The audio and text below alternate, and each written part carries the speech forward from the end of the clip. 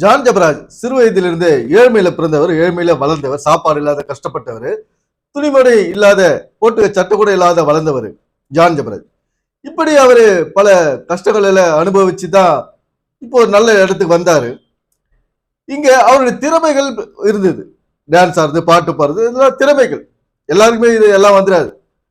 இப்படி கஷ்டப்பட்டு அவர் மேல வராரு. அதுக்கிடையில ஜான் ஜபராஜ் ஒரு ஆலயத்தை கட்டுறாரு, சர்ச்சு. கோயம்புத்தூர்ல கிங் ஜெனரேஷன் அரசன் டவர்ல கட்டுறாரு. அந்த சர்ச்சில் பல பிரச்சனைகள் வந்துடுது. குடும்பத்திலும் பிரச்சனை, கூட இருக்கிற உதவி ஊழியர்களால நல்ல பெரிய பிரச்சனை எல்லாம் வந்துடுது. இங்க ஒரு பெண்ணுக்கு சாதாரண முத்தம் கொடுத்தாரு அப்படின்ற விஷயம் பெருசாகி அது இப்போ அவர் கைதாகி சிறையில் இருக்க வேண்டிய நிலைமைக்கு போயிடுச்சு. இது குறித்து நிறைய பேர் என்ன செய்யறாங்க, அவருக்கு சாதகமாகவும் பேசுறாங்க, அவருக்கு எதிராகவும் பேசுறாங்க. ஏன்னா இப்ப இந்த சகோதரி என்ன சொல்றாங்க பாருங்க. கடந்த நிகழ்ச்சி நம்ம சகோதரர் ஜான் ஜெபராஜை பத்தி தான் ஒரு சில வீடியோவை நம்ம போட்டிருந்தோம். இன்னும் ஒரு சில வீடியோ நம்ம பேச போறோம். ஏன்னா நம்மளும் ஆண்டவரை அவரை குறித்து வெளிப்பாடு கொடுத்ததுனால தான் பாரத்தோடு நம்மளை ஜெபிச்சோம். இந்த வழக்கு எப்படியா இருக்கும் அப்படின்னு சொல்லிட்டு பரலோக நீதிமன்றத்தில் நம்மளும் வழக்கை தாக்கல் பண்ணணும். ஏப்ரல் மாதம் 16ஆம் தேதி இரவு 8 மணிக்கு இந்த பரலோக நீதிமன்றத்தில் வழக்கு தாக்கல் பண்ணணும். தாக்கல் பண்ணிட்டு நம்ம பேசணும் இல்லையா? நம்ம வழக்கறிஞர் நம்ம ஆண்டவராகிய இயேசு கிறிஸ்து அவர் பேசுவார். பேசி கொஞ்ச நேரத்துக்குள்ள அந்த ரிசல்ட் என்னன்னு ஆண்டவர் வெளிப்படுத்திட்டாருங்க. எப்படின்னா சகோதரர் ஜான் ஜெபராஜ் அந்த போக்சோ வழக்கில் அவர் குற்றமற்றவர், அவர் நீதிமான் அப்படின்னு தான் பரலோக நீதிமன்றம் தீர்ப்பு சொன்னதுமா. அந்த தைரியத்துல தான் முதல் வீடியோவை நான் போட ஆரம்பிச்சோம். பரலோகமே நீதிமான் சொல்லிட்டு பிறகு நம்ம எப்படி அவரை குற்றவாளின்னு சொல்ல முடியும்? எனக்கு ஒரு பெரிய தைரியம் வந்ததுங்க. அதனால தான் முதல் வீடியோ அவரை பத்தி நான் பேசியிருக்கிறேங்க. பரலோக நீதிமன்றமே அவர் குற்றமற்றவர் சொல்லிட்டு சொல்லுது. அப்ப இந்த பூமியில் இருக்கிற மனுஷர் என்ன சொல்றாங்க? அவர் குற்றவாளி, அவர் குற்றவாளி, குற்றவாளி, குற்றம் குற்றம் குற்றமே சொல்லிக்கிறாங்க. எனக்கு கூட நிறைய கமெண்ட்ஸ் வந்துருக்குதுங்க. என்ன சொல்றாங்க? பெண்களோட கூட எல்லாம் அவன் திரிஞ்சிட்டு இருந்தானே, முத்தம் கொடுத்தானே, இதெல்லாம் தெரியல. முன்ன நீங்க தீத்து படிங்க, திமோத்தேயு படிங்க, படிச்சுட்டு அடுத்த வீடியோக்கு நீங்க வாங்க அப்படின்னு கூட ஒரு சகோதரி கமெண்ட்ஸ்ல சொல்லியிருக்கிறாங்க. எனக்கும் புரியுதுங்க. தீத்து சொன்னது என்னாலும் புரியுது. நல்லொழுக்கத்தை பத்தி, ஒரு ஊழியக்காரனுடைய நல்லொழுக்கத்தை பத்தி பேசுறாங்க தான். திமோத்தேயும் பேசுறாரு, எப்படி இருக்கணும்ன்றதெல்லாம் சொல்றாங்க. ஆனா ஊழியக்கார ஜான் ஜெபராஜ் அழைச்சவர் ஆண்டவர் தானே அழைச்சாரு. நம்ம யாரும் அழைக்கல. அவருக்கு தெரியல அழைச்சவருக்கு, அவர் எப்பேற்பட்டது தெரியல.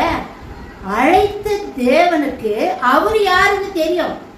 அவர் ஆவியினால அவர் அபிஷேகம் பண்ணப்பட்டு ஊழியத்துக்குன்னு அவர் அழைச்சிருக்கிறாரு. சோ ஆவியினால நிரப்பி வரங்களை கொடுத்து சபையை ஏற்படுத்தி ஊழியம் செய்ய வச்சது யாருன்னா நம்ம ஆண்டவராகிய இயேசு கிறிஸ்து தான். அவர் தான் எஜமானர், அவர் தான் அழைச்சிருக்கிறாரு. அவர் ஆவியினால அவரை நிரப்பி இருக்கிறாரு. அநேக ஆத்துமாக்கள் ரட்சிக்கப்பட்டு இருக்கிறாங்க. அதனால ஒரு சகோதரர் சொல்றாரு, குற்றம் சொல்ற அந்த சிறு நரிக்குது பத்தியா, அந்த சிறு நரி சொல்லுது போக்சோ வழக்கத்தை அது ஒரு பக்கம் வச்சிருக்கேன். ஆனா அவரே வீடியோல பேசிட்டு இருக்காரு. அவரே பேசிட்டு இருக்கிறாரு. என்ன பேசியிருக்கிறாரு? நான் சாதாரணமா ஒரு பெண்ணுக்கு ஒரு முத்தம் தானே கொடுத்தேன், அது ஒண்ணு தவறா ஒண்ணு இல்லையேன்னு அவரே சொல்றாரு. நான் தவறா நினைச்சு எதுவுமே செய்யலையே. சாதாரணமா ஒரு இன்னோசென்டா நம்ம கிறிஸ்து எல்லாருமே ஒரு இன்னோசென்டா ஒரு பரிசுத்த முத்தத்தோடு தான் நம்ம செய்வோம். அதே போலதான் அந்த சகோதரன் செஞ்சிருக்கிறாரு. அது குற்றம்னு எப்படி சொல்ல முடியும்? இத அவருடைய டிரைவர் அந்த போட்டோ எடுத்து அந்த அசோசியேட் கிட்ட கொடுத்திருக்கிறார். இந்த அசோசியேட்டை பத்தி நம்ம இன்னொரு அடுத்த காணொலியில அவரை பத்தி தான் நம்ம பேச போறோம். இப்ப நிறைய பேரு சகோதரன் ஊழியக்காரர் ஜான் ஜெபராஜை பத்தி குற்றம் செய்திருக்கிறாரு, அவர் தவறா நடக்கிறாரு, அவர் எதுக்குமே தகுதி கிடையாது அப்படின்னு நிறைய பேர் குற்றம் சொல்றாங்க. அழைத்த ஆண்டவருக்கு தெரியும். அவர் அழைத்தவர் அவர்கிட்ட சபையை கொடுத்துக்கிறாரு. ஆவியானவர் இல்லைன்னா சபை ஏற்படுத்த முடியாதுங்க. இப்ப ஆவியானவர் தானே சபை ஏற்படுத்தி தந்திருக்கிறாரு. 2500 3000 ஆத்துமாக்கள் வருது அப்படின்னாக்கா ஆண்டவர் தானே அவ்வளவு ஆத்துமாக்களை கொடுத்துருக்கிறாரு. அப்ப அந்த சபையை அவர் வழி நடத்திருக்கிறாரு. சபையில திருமணங்களை செஞ்சிருக்கிறாரு, குழந்தைங்களுக்கு பிரதிஷ்டை பண்ணி இருக்கிறாரு, முழுக்க ஞானசானம் கொடுத்திருக்கிறாரு, மரிச்சவங்களை அடக்க ஆராதனை செஞ்சிருக்கிறாரு. அந்த ஊழியக்காரருக்கு இவ்வளவு தெரியுது தானே. அப்ப அவர் வேதத்தை படிக்கலையா? அவர் வேதத்தை நல்லா படிச்சு தானே இருக்கிறாரு. படிச்சவரு எப்படி தவறு ஒரு பொண்ணு போய் முத்தம் கொடுத்தான்னு சொல்லிட்டு எப்படி சொல்ல முடியும்? நீங்க சொல்றதுனாலயே அவரை பாவத்துக்கு தள்ளுறீங்க. சாதாரணமா நான் தவறு செய்யாத ஒரு மனுஷனை நீ தவறு செஞ்சுட்டு சொல்லும்போது தவறுக்கு நேராக அவங்களை நீங்க தள்ளுறீங்க. அதனால ஜான் ஜெபராஜ் ஒரு நீதிமான்னு பரலோகம் தீர்ப்பிட்டு சொல்லிடுச்சுங்க. அதனால நம்ம யாரும் அவரை குற்றம் சொல்லக்கூடாதுங்க. அந்த குடும்பத்துக்காக நம்ம ஜெபிக்கணும். இன்னொரு விஷயம், அவர் தவறு செய்யலையா? ஒரு மனைவியை விட்டுட்டு இன்னொரு திருமணத்தை அவர் செய்யலாமா? அவர் டைவர்ஸ் பண்ணலாமா? நம்மளுக்கு வேதம் அப்படிதான் சொல்லுதா அப்படின்னு நீங்க சொன்னீங்கன்னாக்கா, வேதத்தை அவர் நல்லா படிச்சிருக்கிறாரு, அவருக்கு எல்லாம் தெரியும். முகாந்தரம் இல்லாமல் ஒரு பெண்ணையோ ஒரு ஆணையோ தள்ளிவிடக் கூடாதுன்னு ஆண்டவராகிய இயேசு கிறிஸ்து நம்மளுக்கு சொல்லி கொடுத்திருக்கிறார். முகாந்தரம் இல்லாமல் அப்படின்னா காரணம் இல்லாமல் தள்ளக்கூடாது, டைவர்ஸ் பண்ணக்கூடாது அப்படின்னு ஆண்டவரே சொல்றாரு. அப்போ இவர் டைவர்ஸ்க்கு போறதுக்கு முன்னாடியே 2 முறை ஊழியக்காரர் மூலமா பஞ்சாயத்து நடந்திருக்கு. அப்ப அந்த பஞ்சாயத்துலயும் ஒத்துட்டு வரல. யாரு? தன் மனைவி ஒத்துட்டு வரல. என்ன பண்ணுவாரு? ஊழியத்துக்கு தடையா இருக்குது, அவர் ஊழியம் பண்ணணும். அதனால என்ன பண்ணாரு? அவரு டைவர்ஸ் நோட்டீஸ் கொடுத்துட்டாரு, டைவர்ஸ்க்கு போயிட்டாரு. டைவர்ஸுக்கு போனா கூட உடனே அந்த சகோதரி அலர்ட் ஆயிட்டு இருக்கணும். ஐயோ நம்ம வாழ்க்கை பறி போகுது, நம்ம இறங்கி வரணும், நம்ம சமாதானமா போகணும் அப்படின்னு அந்த சகோதரி இறங்கி வந்திருக்கணும். ஆனா அவங்க இறங்கி வரல. அடுத்தவங்க பேச்செல்லாம் கேட்டுக்கிட்டு தன்னுடைய கணவரை ஜெயிலுக்கு கொண்டு போய் அடிச்சுட்டாங்க. இது வரைக்கும் உலகத்துல எந்த ஊழியக்காரனையும் ஒரு மனைவி ஜெயில அடிச்சுதான் இது வரைக்கும் நான் கேள்விப்படலமா. ஆனா அவரை ஜெயில கொண்டு போய் இப்போ அடிச்சுட்டாங்க. ஒரு மனைவிங்க கட்டின புருஷனை ஜெயில கொண்டு போய் வச்சுட்டாங்க. நிறைய பேரு பிரிஞ்சு இருக்கிறாங்க, டைவர்ஸ் பண்ணிட்டு இருக்கிறாங்க, பிரிஞ்சு இருக்கிறாங்க. அப்படித்தான் நம்ம கிறிஸ்துவ சமுதாயத்துல திருமணங்களை நம்ம பிரிஞ்சு இருக்கிற குடும்பங்களை நம்ம அப்படிதான் பாக்குறோம். ஆனா சிறைச்சாலை வரைக்கும் பண்ணிட்டு தான் நான் ஃபர்ஸ்ட் டைம் நான் பாக்குறேன். அப்ப எந்த அளவுக்கு ஒரு வைராக்கியம் கணவனுக்கும் மனைவிக்குள்ள ஒரு கீழ்ப்படியாம, கணவனுக்கு கீழ்ப்படியில, அதுதான் ஃபர்ஸ்ட் காரணம். கீழ்ப்படியாததுனால தான், அவரோடு கூட ஒத்துட்டு குடும்ப வாழ்க்கையை நடத்தாததுனால தான், குடும்பத்தோடு சேர்ந்து வாழ முடியாததுனால தான் ஸ்டபனா பிடிவாதமா இருந்திருக்கிறாங்க. நல்லா தெரியுதுங்க. அவ்வளோ ஒரு வைராக்கியத்துல கணவரை கொண்டு போய் சிறைச்சாலையில வச்சுட்டாங்க. என்ன செய்ய முடியும்? இப்ப நிறைய பேர் சொல்றாங்க, அவன் தப்பு செஞ்சிட்டான், அவன் ஒரு விபச்சார மாதிரி இருக்கிறான், எத்தனை பெண்களுக்கு எடுத்தான் அப்படின்னா நிறைய பேர் பல விதமா பல குற்றச்சாட்டுகள் சொல்றாங்க. சரிங்க, அவரு குற்றம் செய்துதான் நீங்க சொல்றீங்க, நானும் சொல்லல, பரலோக நீதிமன்றம் சொல்லல. இப்ப ஒரு பெண்ணு திருமணம் செஞ்சு கொடுக்குறாங்கன்னு வச்சுக்கோங்க. அந்த பெண்ணு போய் எங்க வாழணும்? கணவர் வீட்டுல தானே போய் வாழணும். பெண்ணு தாய் வீடு ஒரு நாற்றங்கால்ல நாத்து அங்கே இருந்தா பலன் கொடுக்காதுங்க. அந்த நாற்று பிடிங்கிட்டு போய் இன்னொரு இடத்துல நட்டாதான் அது அந்த இடத்துல வளர்ந்து பூத்து காய்த்து கனி தரும். சோ ஒரு பெண்ணை திருமணம் செய்து கொடுக்குறாங்கன்னா அவ போய் வாழ வேண்டிய இடம் கணவருடைய இடத்துல தான், அந்த வீட்டுல தான் அவ போய் வாழணும். ஆனா இந்த சகோதரி ரீமா சகோதரி அந்த மாதிரி இல்ல. இவங்க என்ன பண்ணிட்டாங்க, கணவனை கூட்டிட்டு வந்து தாய் வீட்டையும் சேர்த்து வச்சுக்கிட்டாங்க. தாய் வீட்டையும் சேர்த்து வச்சுக்கிட்டு அப்பா அம்மா சகோதரர் எல்லாருமே சேர்ந்து அவரை கைப்பாவ மாதிரி வச்சுருக்கிறாங்க. அவரை கைப்பாவ மாதிரி வச்சுருக்கிறாங்க. அவர் வந்து ஊழிக்காரு, பல தவறுகளை அவர் சுட்டி காட்டு, இந்த மாதிரி செய்யாதீங்க. ரீமாவுடைய சகோதரர் வந்து ஆன்ஸ் போடுவாரு, சிகரெட் பிடிப்பாரு, கஞ்செல்லாம் அடிப்பாரு சொல்றாங்க. அவர் கண்டிஷன் பண்ணிக்கிறாரு, இப்படி தான் உன் சகோதரன் வந்து சபைக்கு வரக்கூடாது அப்படின்னு கண்டிஷன் பண்ணிக்கிறாரு. நல்லதானே செஞ்சுக்கிறாரு. நீங்க என்ன பண்ணி ஏன் என் தம்பி இப்படி எல்லாம் நீங்க பேசுறீங்க அப்படின்னு நீங்க தம்பிக்கு பரிந்து பேசிருக்கிறீங்க. தம்பி மனம் திரும்பணும், தம்பி பாவத்தை விட்டு வெளியே வரணும் அப்படின்னு நீங்க தம்பிக்கு புத்திமதி சொல்லி இருக்கணும். தம்பி ரட்சிப்புக்காக நீங்க ஜெபம் பண்ணிருக்கணும். அந்த சகோதரி அந்த மாதிரி செய்யாததுனாலதான் இன்னைக்கு சகோதரன் கூட போய் சிறைச்சாலையில போக்சோ வழக்குல சிறைச்சாலை இருக்கிறாரு. இப்ப உண்மை என்னன்னு தெரியுதா? அவர் மேல இல்லாத பொல்லாதெல்லாம் போட்டு பழி வாங்கணும்ன்ற எண்ணத்துல செய்த காரியம் இது. நல்லாவே உலகத்துக்கு வெட்ட வெளியா தெரியுது. பழி வாங்குறதுனாலதான் இந்த அம்மா இப்படி எல்லாம் பண்ணியிருக்கிறாங்க, மற்றவங்க பேச்சு கேட்டு நல்லா தெரியுதுமா. சோ இந்த அம்மா வந்து தாய் வீட்டுல போய் இருந்தே இருக்க கூடாது. இவங்க எங்க இருக்கணும்? கணவர் வீட்டுல தான் போய் வாழ்ந்துருக்கணும். திருமணமாகாத ஒரு பெண்ணுக்கு அவர் முத்தம் கொடுத்தார், வாலிப பெண்ணுக்கு அப்படின்னு சொல்லிட்டு அவரை போட்டோ எடுத்து பல விதங்களால் மிரட்டப்பட்டார். இங்க ஒரு முத்தத்துல பல விதம் இருக்குது. ஏன்னா காமம் கலந்த முத்தம், ஒரு சாதாரண முத்தம் அப்படின்றது சகோதரி பரிசுத்த முத்தம்ன்றாங்க. ஏன்னா ஒரு தகப்பனத்துக்கு தான் தெரியும் அது காமம் இல்லாத முத்தம் அப்படின்னு சொல்லிட்டு சினிமாவிலே நம்ம கேள்விப்பட்டிருக்கோம். ஒரு மகளுக்கு தகப்பன் கொடுக்கிற முத்தம் அது ஒரு காமம் இல்லாத சாதாரண முத்தம் அப்படின்னு நம்ம கேள்விப்பட்டுக்கிறோம். இங்க முத்தத்துல பல விதங்கள் வகைகள் இருக்குது.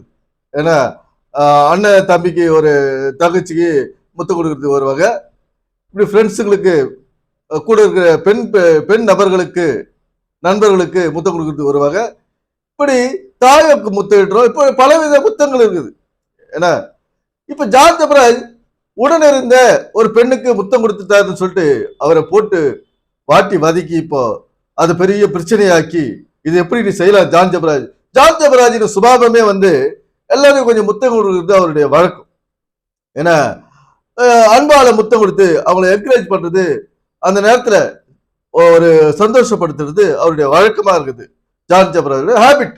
எல்லாருக்குமே அந்த ஹேபிட் வந்துடுது. ஒரு பெண்ணை தொடர்னாவே நிறைய பேர் யோசிப்போம், கிட்ட நிக்கணும்னாவே பல ஆண்கள் வந்து பெண்கள் கிட்ட நிக்கிறதுனால யோசிப்போம், பெண்கள் ஆண்கள் கிட்ட நிக்கணும்னாவே யோசிப்போம்.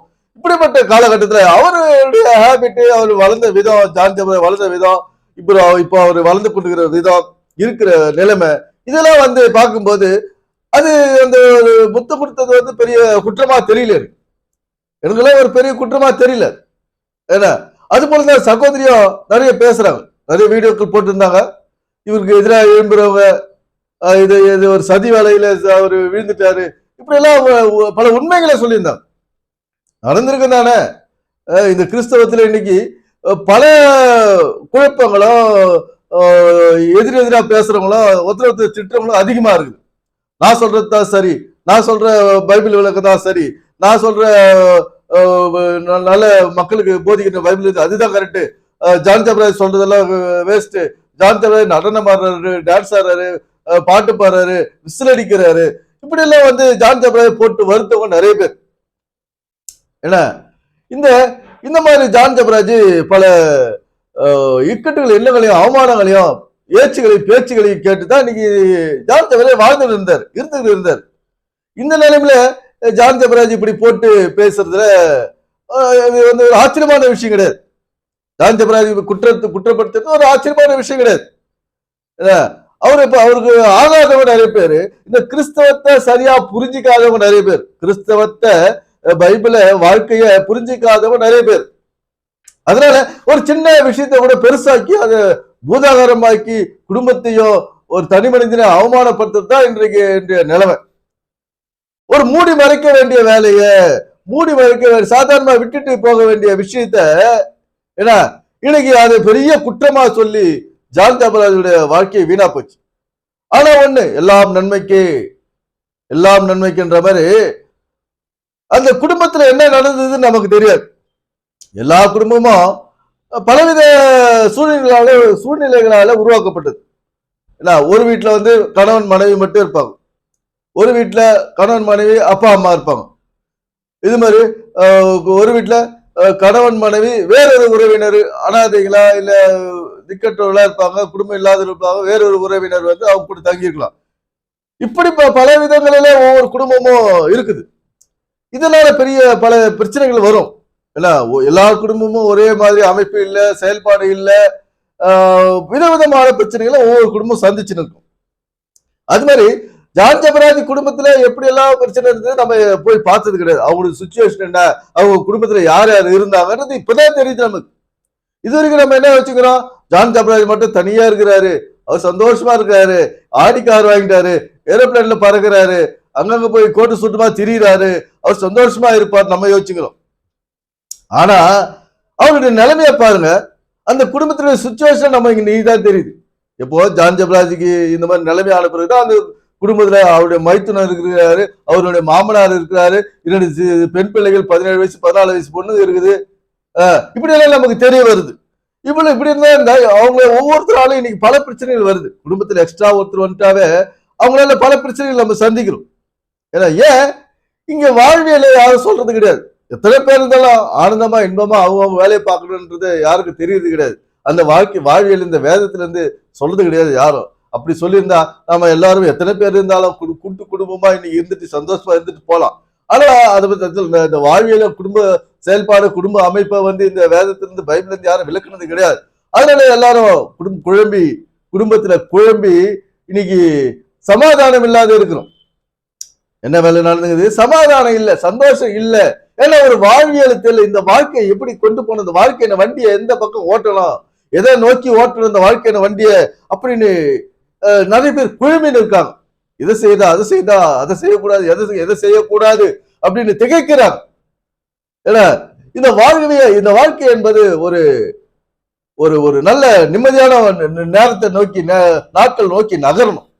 எப்படி இந்த வாழ்க்கை என்பது ஒரு நிம்மதியை நோக்கி நகரணும், அது நம்முடைய சந்ததியை நோக்கி நகரணும், நம்முடைய பிள்ளைகளுடைய முன்னேற்றத்தை நோக்கி நகரணும்.